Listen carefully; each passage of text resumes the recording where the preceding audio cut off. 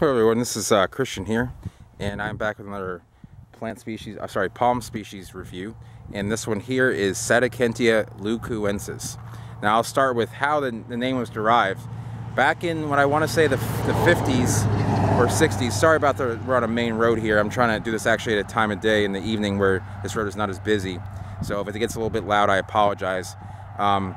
So back in the 50s and 60s, or 60s, couldn't tell you exactly which decade. I believe it was around the 50s. This palm was named by, this is native to the Ryukyu Islands in Japan. And when this name was given to this palm, when it was translated by a Japanese botanist to Americans, or to the British who may have named it in Kew Gardens in London, they didn't when they pronounced it, it sounded like liukiuiensis. They wanted to call it liukiuiensis, and it ended up translating as liukiuiensis. So it should be Satakentia liukiuiensis because it's from the Ryukyu Islands, which are a small island chain south near Okinawa. And as a result of where it's from, it's actually extremely wind hardy because there's a lot of hurricanes, or I should say typhoons, that come through there.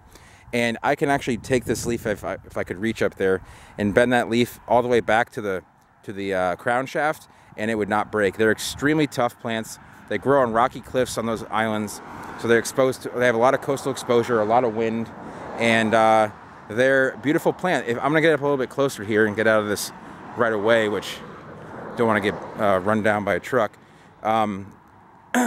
So this one here in particular has been trimmed up a little bit. So normally they have a little bit larger, a little bit more full crown, but this new, you can see the color here is just starting to turn a little bit purplish, and that's typical. That's a little feature of the plant. It kind of has a purplish crown, especially when the old leaf base is removed.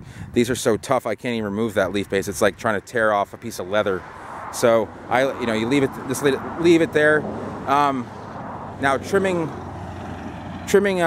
palm fronds without taking off the leaf base, that's another video I want to make, the advantages and disadvantages of doing that. But as you can see, this is a regularly pinnate palm with slightly pendant leaflets. Now as far as climate wise, this will tolerate some cold. I had some at a house north of here that did take 28 degrees with slight frond burn. Nothing major happened, it came out just fine.